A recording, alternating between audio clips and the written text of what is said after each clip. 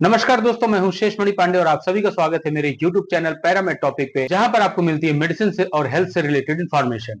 आज की इस वीडियो में हम डिस्कशन करने वाले हैं टेल्मा एच टैबलेट के बारे में, जिसका उपयोग ब्लड प्रेशर को कंट्रोल करने के लिए किया जाता है।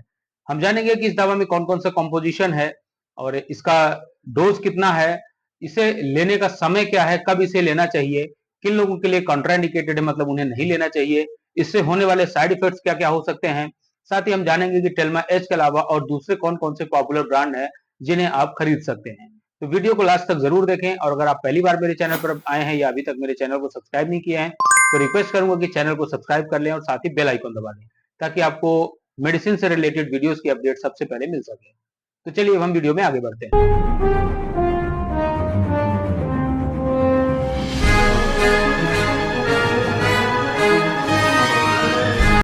टेल्मिसर्टन और हाइड्रोक्लोरथायजाइड ये दो कॉम्बिनेशन होते हैं टेल्मा एच टैबलेट में, जो कि ग्लेनमार्क फार्मास्यूटिकल का एक पॉपुलर ब्रांड है। जब टेल्मिसर्टन अकेले काम नहीं कर पाता है अच्छी तरह से, यानी कि ब्लड प्रेशर आपका नॉर्मल नहीं हो पाता है, तब इस दवा को दिया जाता है जिसमें कि दो कॉम्बिनेशन होते हैं। टेल्मिसर्टन जो कि एक एंजियोटेंसिन रिसेप्टर 2 एंटागोनिस्ट है, जो कि ब्लड वेसल्स को डायलेट करने का काम करता है, जिससे ब्लड वेसल्स आपकी रिलैक्स हो जाती हैं तो ब्लड प्रेशर नॉर्मल होने लगता है। साथ में हाइड्रोक्लोरथायजाइड जो कि 12.5 mg रहता है, यह एक डायूरेटिक्स है। डायूरेटिक्स मतलब यह पानी की मात्रा को हमारे शरीर से पेशाब के माध्यम से ये बाहर करने में मदद करती है। तो जब ब्लड वॉल्यूम इससे कम होने लगता है, जब ब्लड वॉल्यूम कम होगा तो यह बीपी को लो करने में भी हेल्प करती है। इस प्रकार से ये दोनों ड्रग का जो कॉम्बिनेशन होता है वो बहुत तेजी से बीपी को नॉर्मल कर देता है।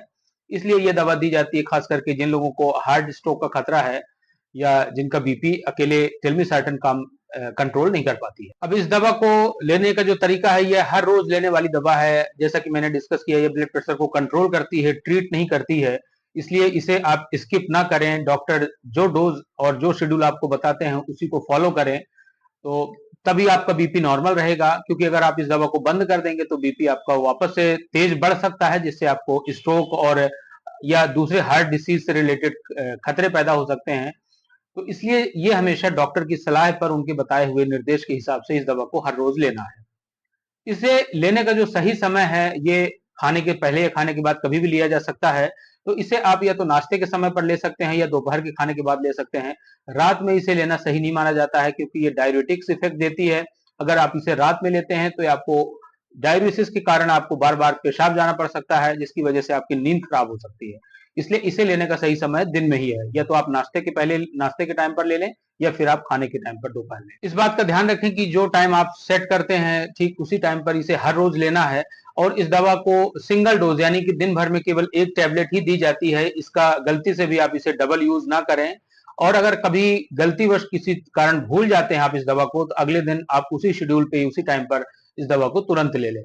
हालांकि कभी एक दिन मिस होने पर इस दवा में उतना ज्यादा असर नहीं होता क्योंकि इस दवा का जो इफेक्ट होता है वो लंबे समय तक थोड़ा बना रहता है।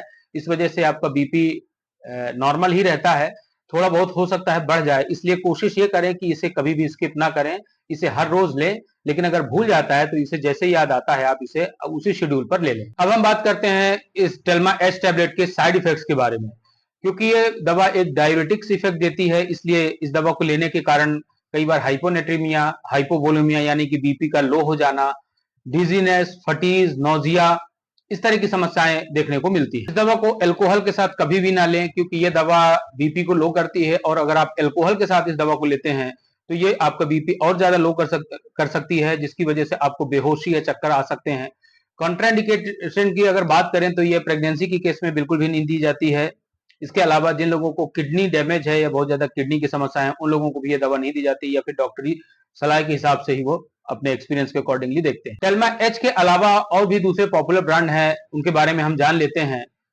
तो जैसे कि टेल्मीवास एच है, टेलगार्ड एच है, टेमिका एच है, टेलवास एच है, टेल्मीकाइंड एच, फिर टेमसेन एच, जी Telmi H, Telsartan H, Tazloc H, Telista H, Telsar H, Sartel H, Eritel H, टेलसाइट एच, टेरगिट एच और टेली एच।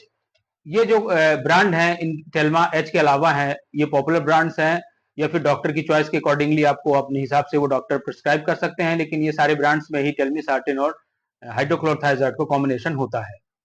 तो ये थी आज की जानकारी टेल्मा एच और उससे रिलेटेड ब्रांड्स के बारे में। तो मुझे उम्मीद है कि वीडियो आपको पसंद आएगा और ऐसे ही मेडिसिन और हेल्थ से रिलेटेड वीडियोस के लिए आप हमारे चैनल को सब्सक्राइब करें, साथ ही बेल आइकन दबा दें। तो मिलते हैं नेक्स्ट वीडियो में। Thank you so much for watching.